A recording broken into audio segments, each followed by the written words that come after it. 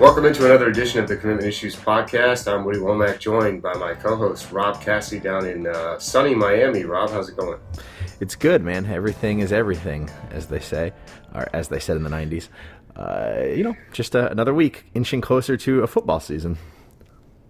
Well, so we had an interesting happenings going on in the state of Florida. It's only May. I almost said it was March. I don't even know what month it is. But it's only May, and already we have beefing between Miami and Florida State coaches as a Twitter beef, which we all know is close to my heart. George Baez, who was I would consider a friend of the show. I don't know if you would, but he's an assistant. He works in the Miami recruiting office. Used to be a high school coach down there in South Florida. He was a holdover from the past staff. He loves to kind of rub it in about the weather and how nice the weather is down there in Coral Gables. And he tweeted something. I don't know what exactly started it, but then Tim Brewster. Yeah, I'll tell you what started it. Brewster started it. So Tim Brewster, an assistant at Florida State who enjoys subtweeting, and I would not call him a friend of the show, or at least you wouldn't. I would call Tim Brewster a friend of the show. Woody Womack would not. No, not a friend. I wouldn't let you call him a friend of the show, unfortunately. He tweeted some subtweet about how he was down at Miami Central, and he obviously didn't use the names, but he was talking about poaching offensive lineman Devon Donaldson, who is committed to Miami, to come play with his teammate James Cook, who is Florida State running back Dalvin Cook's little brother. Now, if you can follow that, whatever.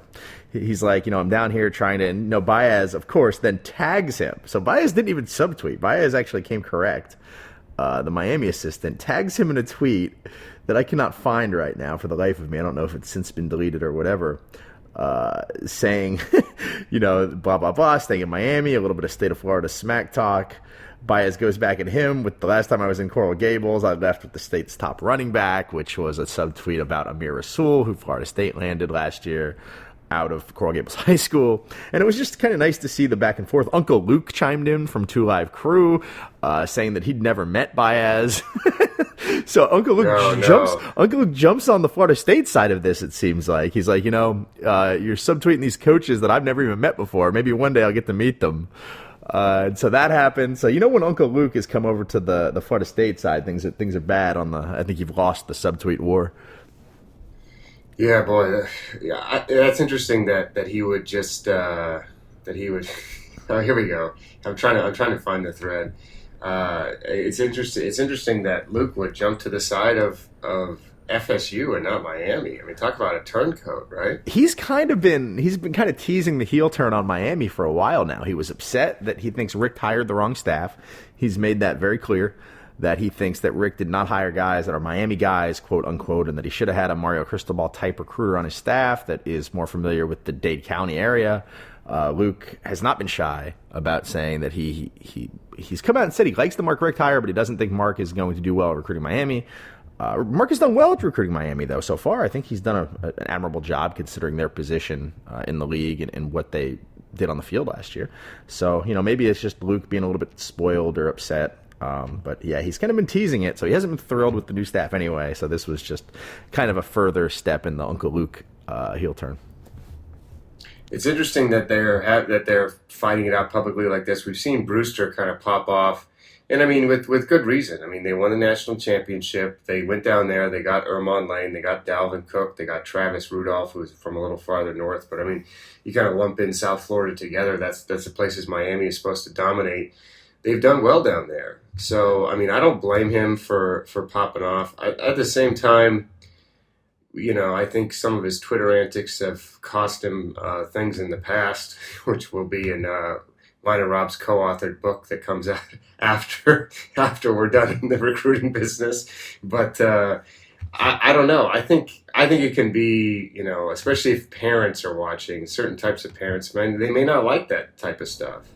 That's what it was, too, to backtrack a little bit. And this scores points for Miami and Baez on the Rob Cassidy scale of point giving, is that Baez had tweeted at Tim Brewster, tagged him, tweeted a gif of The Rock doing his just bring it hand gesture with the caption, "Come see me in Gables." And that's when Brewster came back with, "The last time I was in Gables, I left with the state's top running back." And then that was the end of that. So, I think it's a clear victory for Tim Brewster here. Yeah, that was a sweet burn. I mean, whenever you say something, the last time I did that, I've used that before in my Twitter beefs. You know, Actually, you which should be the one giving the ruling here. You're the Twitter beef expert of the podcast, so we'll let you play ref and call it. Which way did it go? What do you want? well, no, Brewster wins for sure, but I still think he. Yeah, I don't know. I'm in favor. I like subtweeting, but at the same time, I think if you're gonna give him a death blow, you gotta maybe do a kissy face emoji or something like that to really to really put it over the top. So for both of them being in their 40s or 50s, or I imagine Brewster's in his 50s, right? Yeah, and I love it, but at least Baez tagged him, you know? So Baez came with it at least. Brewster never did. Brewster was subtweeting all along, and then Baez went for it. I actually think Miami's going to be pretty good this year. You always follow the veteran quarterback. You know, Kaya's, I think, one of the best quarterbacks in the country. So I think that'll be a fun game to watch this year, especially if Florida State ends up going with one of the young guys. So, you know, these teams always be battling it out, but definitely entertaining, especially for those of you who don't get into social media. To watch the guys fight it out is always entertaining. So another big rivalry, Florida Georgia, heating up as last week, or I guess it was on Saturday. I wrote a story. Florida is going to hold a standalone satellite camp up here in Atlanta, like at an Atlanta high school, and they're bringing the whole staff. A lot of these satellite camps that we've talked about are these so-called mega camps where you've got 10, 15 schools, but at Florida's, it's just going to be them. There's going to be an organization running the event, and then the coaches are going to be all over the place. So I think it's kind of a bold move to go solo. Will it anger some of the other schools? I don't know. I know George is mad about it, and I'm hearing rumblings, Rob. Now you'll like this part of the story, that Georgia is trying to hold a camp at the same place, the same field, 3 hours before Florida does. So yeah, could you imagine who wins in that situation though? Like, what's the point? What's gonna end up happening is these kids are gonna feel obligated to stay for both. I don't know. I don't know that. No, what's going to happen is we're going to have so many injuries because kids are going to 50 camps, in the summer because they're going to so many different satellite camps. It's gonna take its toll. I mean, you know from dealing with kids in the summer when they're going to regular school camps that they are so worn out by the end of it when they're on these bus tours and whatnot. And now they're going to be staying in their own cities, but they're going to be going to. I mean, I'd imagine 2 weeks in a row, there's going to be kids that go to 7, 8, 9 camps where they're trying to put out all-out effort.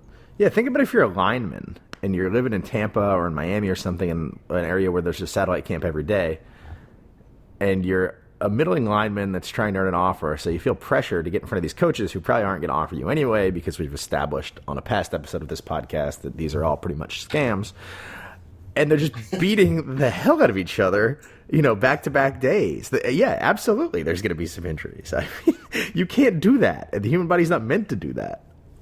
With no pads, by the way. Because, these linemen, they go one-on-ones, and they're not going in pads. They're going in T-shirts, compressions. Yeah, I don't know if every fan knows that, but at these camps, they're not in pads.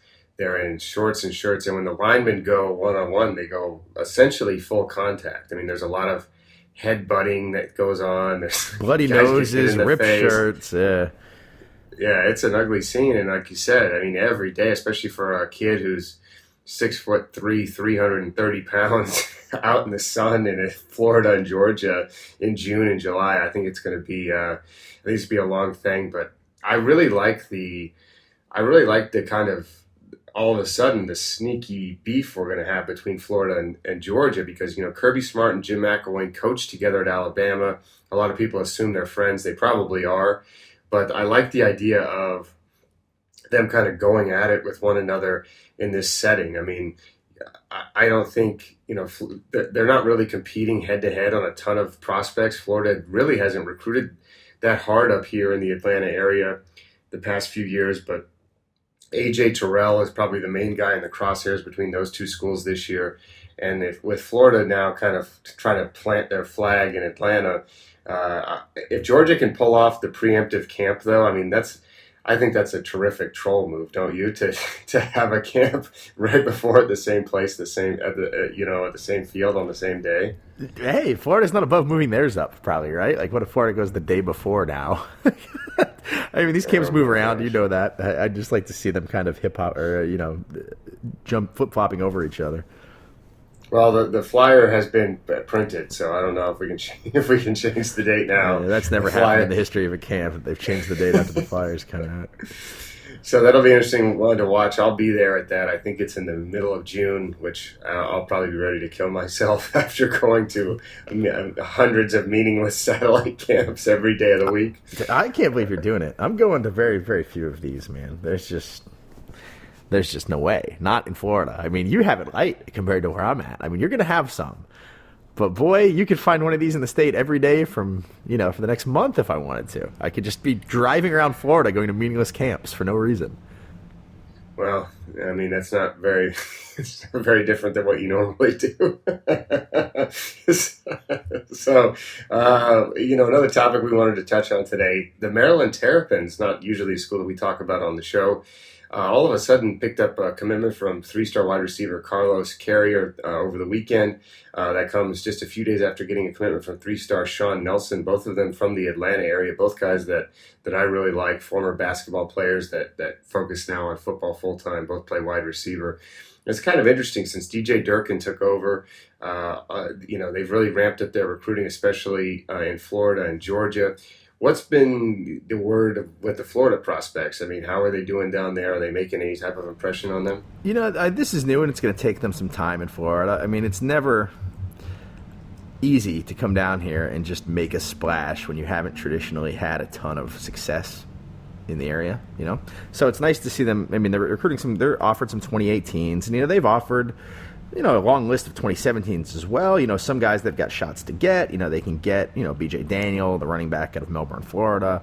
There are guys that they can get, but then there are guys that they've gone into the 2018 class and offered guys like Al Blades, who is almost certainly going to Miami, right? His entire extended family played for the Hurricanes, so I can't imagine a situation where Al Blades was like, Maryland is the backup choice for me. I'm really going to go there. And, they've offered guys like Kalion Herbert recently, who has 50 offers, who's not going to Maryland. Maybe the door for them has been IMG, though. I think maybe in Florida, it's helped them that a lot of those Maryland, D.C., New Jersey area kids, for whatever reason, have landed at IMG Academy in Bradenton, Florida. Everybody transfers down there because they recruit nationally. So they've got guys like Cesar Ruiz and Josh Kando, who is there, who, is also committed to Maryland. And Robert Hainsey, and guys that are all originally from the Maryland area, or at least the tri-state area there, that have come to Florida. They have their hooks in there, so maybe the word spreads from there. They get a bigger presence at IMG. I think there are some other IMG kids that kind of opens the door for them to get. And then hopefully, maybe the hope is that it spreads from there into other parts of South Florida. But I think right now, they're not going to get the Al Bladeses and, the Stanford Samuelses of the world that they've offered. They've offered DJ Matthews recently. I think yesterday they offered DJ Matthews, who's committed to Florida State. He's not going to Maryland either. But I think they've done well it's like a starter Florida recruiter, I think, is what they've done. This is a good start year for them, and hopefully by 2019 or 2020, maybe they can get something going. Yeah, I mean, I think that, like you said, they got two guys from IMG committed. I think both are ranked as 4 stars or higher. Of course, Josh Kando is a 5-star, but I believe they both came from the Mid-Atlantic, and then they got the 2 guys from Georgia. So if you can get 4 or 5 guys, that are technically from the Southeast every year, I like it. I like the 2 guys they took from Atlanta. I think going down here and getting skill position guys is a good thing. And of course, you can build inroads. Do I think that, I guess if we remember, Maryland was in the mix for Byron Cowart, who took an official visit there at one point. I think Raymond McLeod went up there for an official visit too. So it's not necessarily new, but like you said, they're kind of swinging for the fences.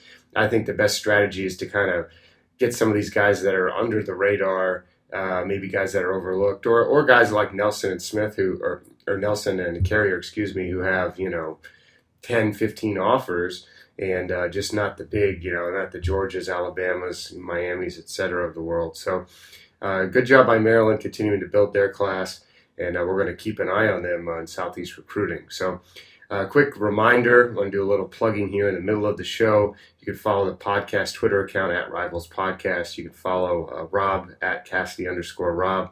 I'm at Rivals Woody, and we're taking your feedback at rivalspodcast@yahoo.com. Send us some topics you'd like to hear us talk about, anything like that. And of course, we got to get those. We got to get more reviews on iTunes, Rob. We've hit a stalemate. Nothing new coming through. You need to get the old fraternity brothers back online. I might have to find the old fraternity listserv and send out an ask. We'll see how that goes. You know, we did pretty well, though. We just hit a stall. It's time for another Texas Roundup. Woody Womack back in the mix with Nick Kruger. Nick, you're officially out in Texas. How's it been going out there for you? It's good. We're recording this now after a late night and an early start for me, so I brought my best radio voice for sure. Did you sleep at all last night? Not enough, that's for sure. I was at the Bishop Dunn spring game in Dallas and saw a couple of good players, most notably 4-star cornerback Chevin Callaway, 3-star defensive tackle Damian Daniels. Fellow 2018 4-star defensive lineman Calvin Avery wasn't in action, but he was out there cutting up and having a good time. So it was a good experience. How do they do spring games in Texas? Is it a scrimmage or are they playing against another school? No, just here they usually play against themselves. So this was an offense versus defense sort of thing. And Bishop Dunn is a private school as well, so kind of a smaller roster. So it was a good opportunity to see some of the those bigger names that we mentioned get a lot of reps on the field. It was good. Man, I miss our days in Florida when we used to be able to go watch essentially real games this time of year, where we had schools playing other schools in the spring.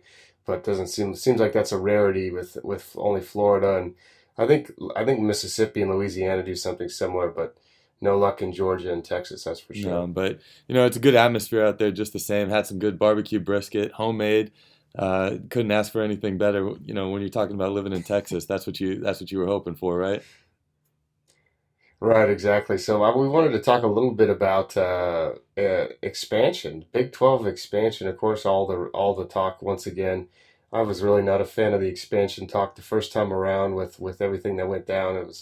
It got old real fast. I actually bought the domain name pack16.com with intentions of selling it later down the road. It didn't work out as Texas stayed in the Big 12. But it seems like now people are getting restless. People are getting angry with Texas having a Longhorn network. They want their own network. Unfortunately, it looks like those days have passed. I mean, with millennials like yourself, cord cutting and whatnot. So the question is, I guess we should kind of talk about it. Do you think this will have any effect on recruiting in the next few years, or do you think this is a situation where we're going to be just kind of waiting to see how it plays out 4 or 5 years down the line? Well, I think the good thing about the schools in Texas that participate in the Big 12, have a strong enough following and sort of reputation with recruits in the state. So, when they start talking about the Baylors and the Texases, obviously, and the TCUs, I think their opinions of those schools kind of aren't determined by the conference affiliation. I do think, after looking at, the Big 12 situation and thinking about some of the schools that might want to join up, I'm in favor of a Big 12 expansion. I mean, wouldn't you be if you were the conference commissioner who's seen some issues over the past couple of years getting the team involved with the college football playoff on account of not having that conference championship game? If they can expand the conference, I think that only helps them, doesn't it? Well, yeah. I mean, of course, I'm in favor. I went to UCF, so obviously I'm pushing big time for the old Knights to get the push in. Now, from a recruiting standpoint, I personally think if the Big 12 were to add maybe UCF and Memphis, you're reaching into SEC country and, more importantly, two fertile recruiting grounds. So I think from a recruiting perspective, if you're expanding your footprint, it's a good idea. Now, I know there's been some talk about BYU. I just don't see that happening. And what do you get out of that? You know what I'm saying? The Big 12 adding BYU, you're going to go to Utah? Probably not. You know what I mean? Cincinnati, who cares, right? So, I mean, I may be partial, like I said, being a UCF grad myself, but at the same time, I think if I'm a school like Texas, who has already gone into Central Florida and grabbed some guys over the past few classes, especially down in that Lakeland area, which is, an hour and a half, not even an hour and a half, an hour from UCF's campus. Why wouldn't you want to get another school like that in the conference? Chances are UCF's not going to really compete for the conference championship. And then you get to promise the kids a chance to come back and play close to home in front of their families, at least once or twice in their college career. And the kids really respond to that. I know, UCF sells that pitch hard to keep kids close to home. But if you go to Texas and then, like I said, come back and play in Florida or Tennessee, or even, if you had Memphis, that really opens the door for Mississippi and Alabama kids as Well, well. I think UCF is would be a great addition to the Big 12 in terms of expanding the footprint, like you mentioned, getting into a spot where there's obviously a lot of talent. But I think UCF as a program, it's attractive for both sides because you would think that Texas is driving the boat in the conference in terms of who they might want to see in there, and UCF isn't like a threatening competitor to come in right away. However, they do have a new head coach that I think we're both excited about. They had a pretty good recruiting class last year by their own standards, and they're an improving program that I think, could to borrow a term that me and Rob would use talking about wrestling, it would kind of raise the profile of the mid card sort of level of teams in the conference, and I think that would be perfect. Getting them a step closer to the championship game, adding another team to expand the footprint, and also giving a team that bolsters the overall quality of the conference, but isn't somebody that's going to knock the top dogs off their horse right away.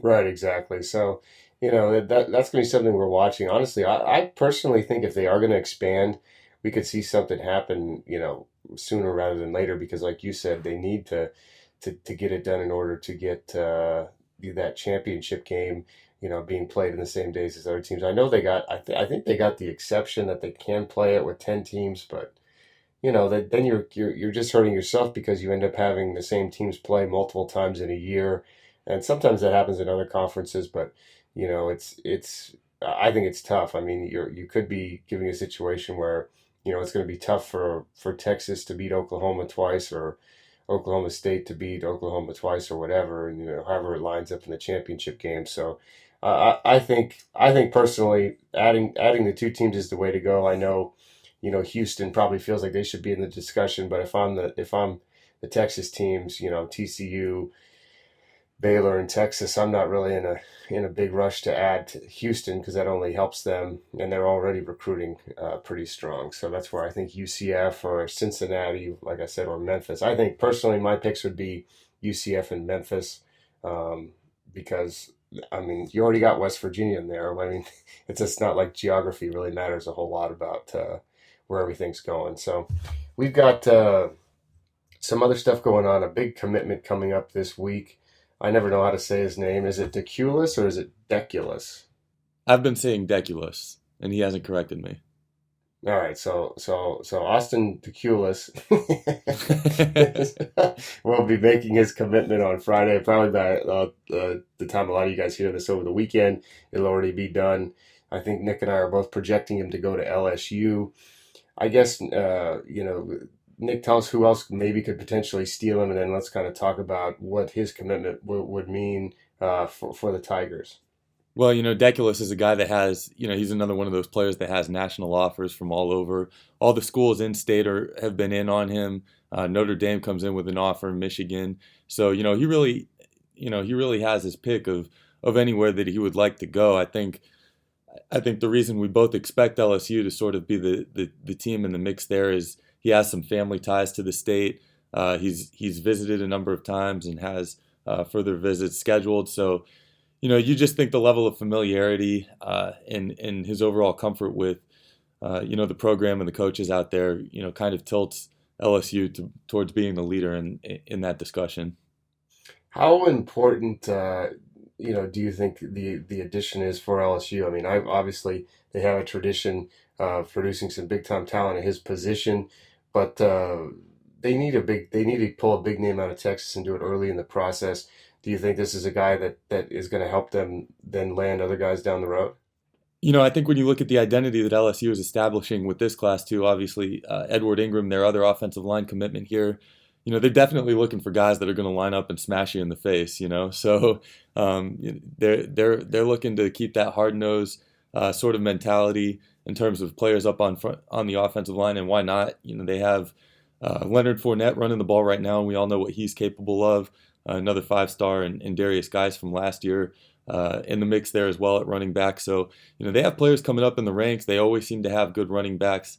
And Deculus would appear to be a guy that fits the profile of offensive linemen that we've seen coming out of that school in recent years. Yeah, the state of Texas seems to be pretty important. LSU is basically now, with their current recruiting strategy, is let's load up on Louisiana and Texas and then pluck a few players from other places. I mean, I was talking to Rob off the air, and he said, LSU's not really a major player for a lot of the guys in Florida this year.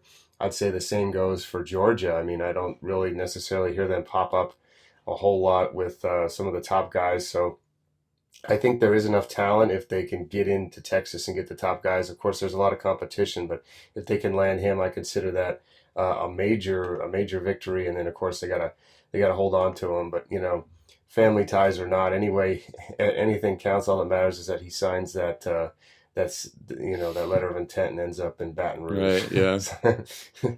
So we spent a lot of time last week talking about quarterbacks. Of course, Texas A&M on the market. We talked about a couple options for them. They're going after Mac Jones, but they recently extended an offer to an in-state kid. Kind of give us a rundown on that, and are we on commit watch? I mean, could it happen that quickly? Or are they trying to bring guys into camp and watch them throw? Well, Connor Blumrick is the guy that you're talking about, and he's a guy that we've both had a chance to see in the first Rivals Camp Series event this past spring. He was in New Orleans there with us, and he's a big kid.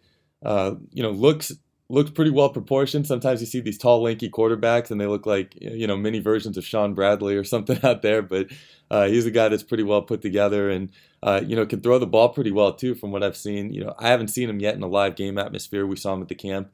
And, I've watched his film, and, he seems like the sort of guy, build-wise and skill-wise, that could definitely come in and compete, at a big-time college program. His other offers were the aforementioned UCF. I think Memphis was his first offer, too.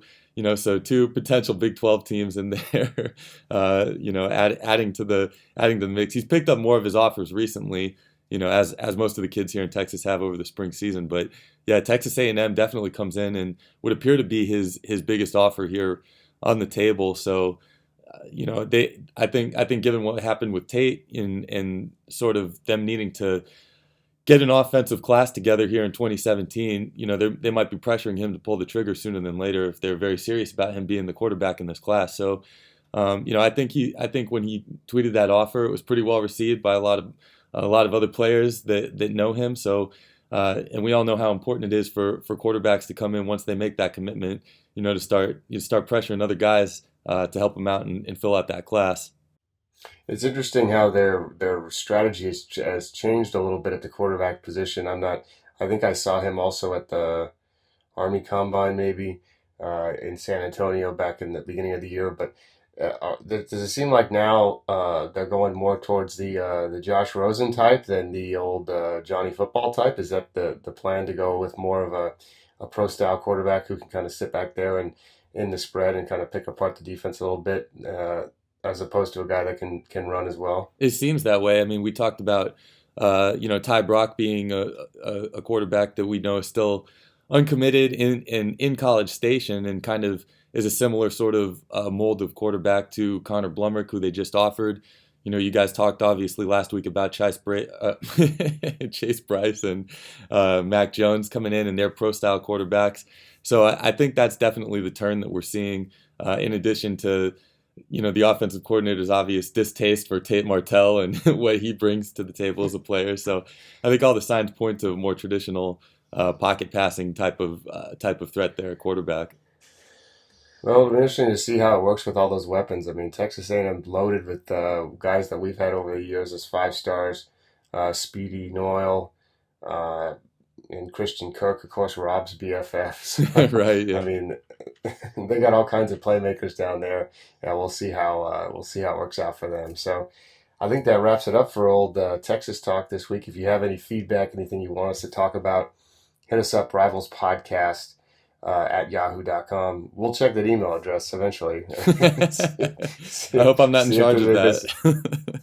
I might have to create a new account because I forgot the password. Oh, brother. like, Just create a like new some email of our address, I think, is the. like several of our recruit friends do when they forget their passwords to things. So, all right, Nick, thanks a lot for popping in, and keep listening, people, because we're trying to turn this Texas Roundup into its own special edition every week. But we need the numbers, so tell a friend, and be sure to subscribe on iTunes. Welcome back. Long journey to Texas. I actually took that journey with Nick myself 2 weeks ago, so I'm glad to be back. Glad to be back here in the Southeast with you, Rob. It's time for Rants and Recommendations. The time everybody looks forward to this week, and you and I really don't. We don't have it a lot. I've been doing a lot of housework. I haven't had time to really indulge in entertainment and stuff like that. But tell us what's going on with you, complaint-wise, and then we'll kind of spin it off from there.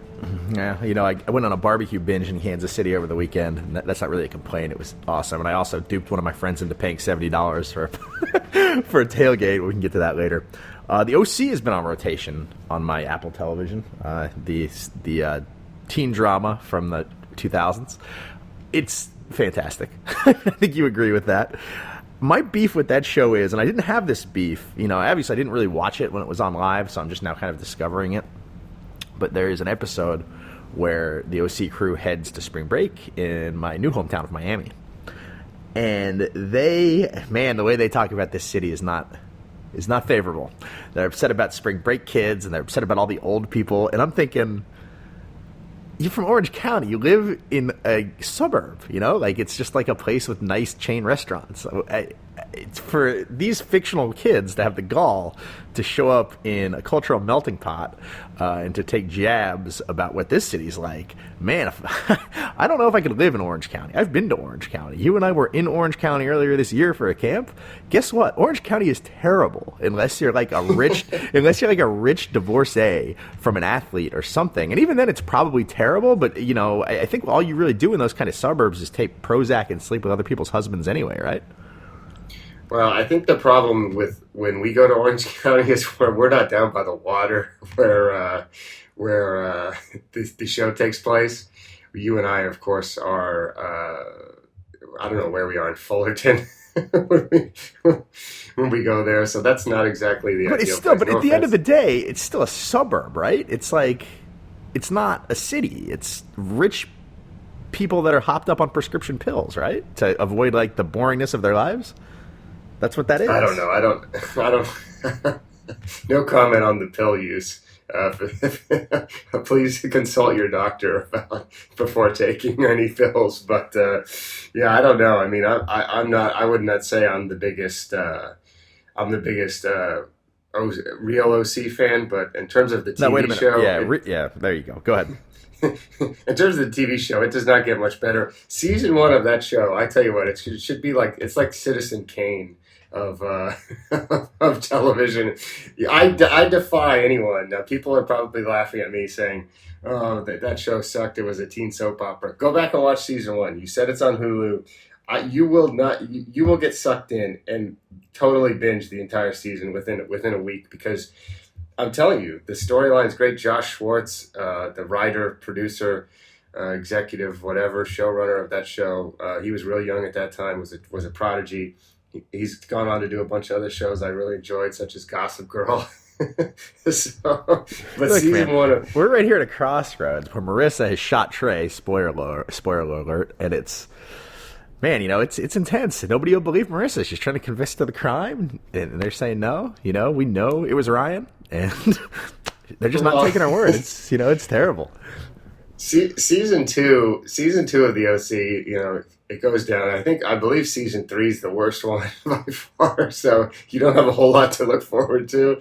It rebounds at the end. The final season's not bad, but I mean, when you're talking about a guy, let's go back to Josh Schwartz's resume here. After the OC, we had Gossip Girl, which season 1 of that also great. Chuck, which was a great show, and then Heart of Dixie, which is a show very close to my heart. So. Hold on. I've not seen Heart of Dixie. Is that on the Hallmark Channel? No. Heart of Dixie was on the CW, and it starred former OC star Rachel Bilson. So is it just So- before we get off the OC, can we give a shout to the real star of this show, which is Who? 100% the theme song, the soundtrack from this show that became kind of an iconic thing in my high school days, I think. No. The theme song, which Nick can drum up for us to play us out today instead of M. Deuce, was that California song, and it's a great song. I mean, even when that comes on the radio to this day, I really enjoy it. You're not going to find a better theme song this side of Friends, really. No, it's better than Friends because it really sets the tone. It really sets the tone for the episode. Friends, it gets a little worn out after a while, but you'll never get tired of hearing that California song. So, anyway, I guess that wraps it up. Yeah, I'm gonna bang it at the gym right after this, I think. Yeah, I don't know. I have some work to do in my attic at some point tonight. Whatever you do, just make sure you bang the OC theme while you're doing it. Yeah, that's right. California, here we come. Back where we started from, a pedal to the floor, thinking of the roar, gotta get us to the shore, California.